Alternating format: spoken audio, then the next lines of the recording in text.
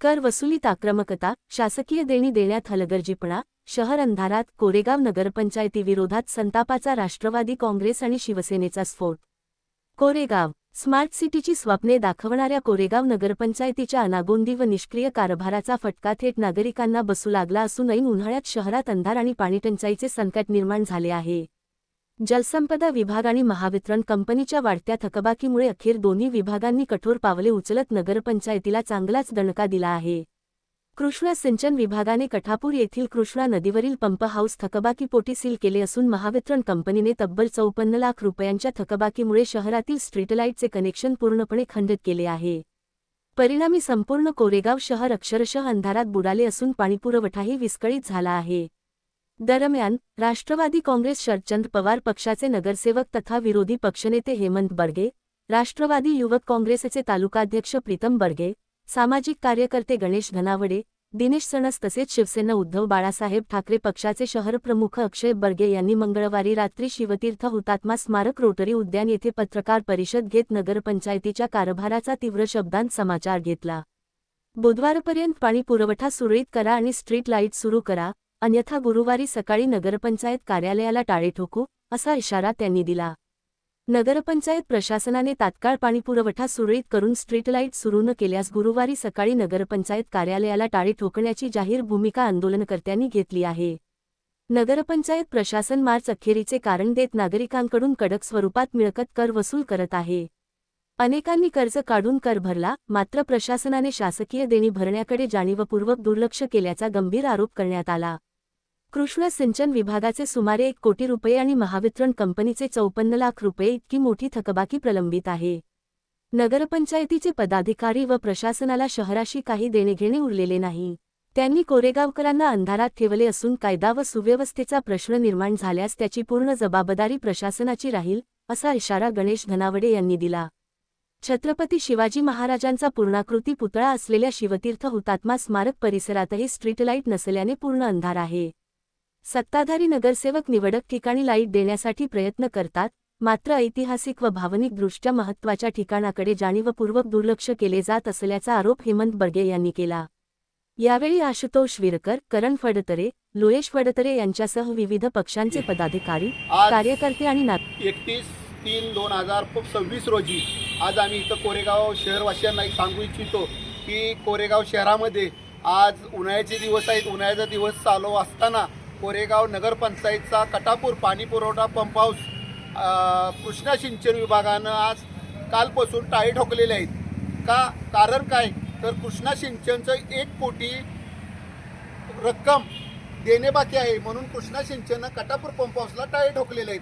आज 31 रोजी कोरेगाव शहरात विद्युत महामंडळानं कोरेगाव शहरातली संपूर्ण लाईट आज खंडित केलेली आहे. कारण काय तर 54 लाख रुपये नगरपंचायत विद्युत महामंडळाला देणं आहे.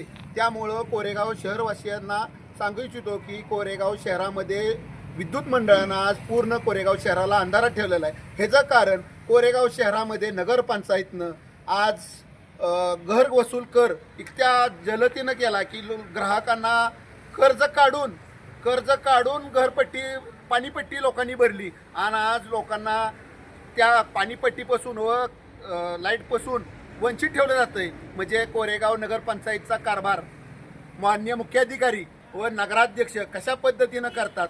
आज कोरेगावची 8 दिवसावर यात्रा आलेले, त्या पद्धतीनं जर कोरेगावचा कारभार चालला असला तर ह्या कारभाराला आमचा निषेध आहे. दुसरी गोष्ट, कोरेगावचं आज म्हणजे महाराष्ट्राचा आराध्य दैवत छत्रपती शिवाजी महाराज आज हे सकाळ तुम्हाला म्हणतो कोरेगाव शहरामध्ये नगरपालिकेनं अंधारात ठेवलेले आहेत.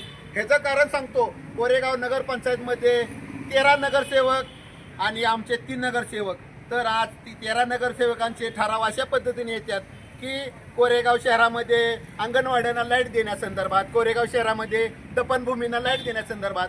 मग अशा पद्धतीने तुम्ही त्या ठिकाणी 24-24 तास लाईट देताय, तर आराध्य दैवत जिथं आहे तिथं तुम्हाला अडचण काय आहे 24 तास लाईट द्यायला? तिथं का तुम्ही ठराव घेऊ शकला नाही? आज आराध्य दैवतांना तुम्ही अंधारात ठेवताय. हे कशा पद्धतीनं कामकाज चाललंय? ह्याच्यासाठी आमचा तुम्हाला म्हणतो कोरेगाव नगरपंचायतचा निषेध आहे. त्यामध्ये कोरेगाव नगरपंचायतचे नगरसेवक व नगराध्यक्ष कोरेगाव शहराचं स्मार्ट सिटी बनवायचं स्वप्न पेपरला जाहिरातबाजी करतात, तर अशा पद्धतीनं जर कोरेगावचं स्मार्ट सिटीचं स्वप्न शहरबाजी करत असतील तर आजची परिस्थिती काय आहे? अशी परिस्थिती जर अंधारात कोरेगाव असेल तर स्मार्ट सिटीचे स्वप्न कोरेगाव शहरवासियांनी कशा पद्धतीनं बघायची? आज या ठिकाणी आम्ही सर्व नगरसेवक, विरोधी पक्ष व शिवसेनेचे अध्यक्ष अक्षय बर्गे या ठिकाणी एकत्र जमलेलो आहे. त्याचं कारण असं की कोरेगाव शहरामध्ये एक लाईटीचा तुटवडा गेले 3 दिवस झाले. कोरेगाव शहरामध्ये कुठल्याही एरियामध्ये आज 48 लोकसंख्या या शहरामध्ये राहते आणि या ठिकाणी 48,000 लोकसंख्या राहते आणि गेले 3 दिवस झाले या ठिकाणी स्ट्रीट लाईट बंद केलेले आहेत. तर त्याचं कारण असं की कोरेगाव नगरपंचायतीवर कर्ज 54 ते 60 लाख रुपयाचं लाईटीचं आहे.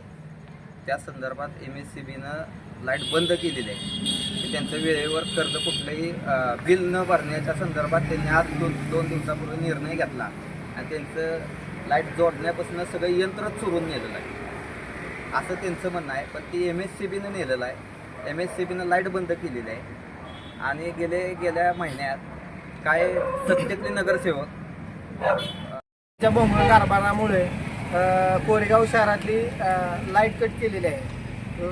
आज सगळीकडे स्ट्रीट लाईट म्हणा, रस्त्याला येणारे जाणारे चोरी होऊ शकते, काय होऊ शकते. पूर्ण रस्त्यानं अंधार पडलेला आहे काही ठिकाणी.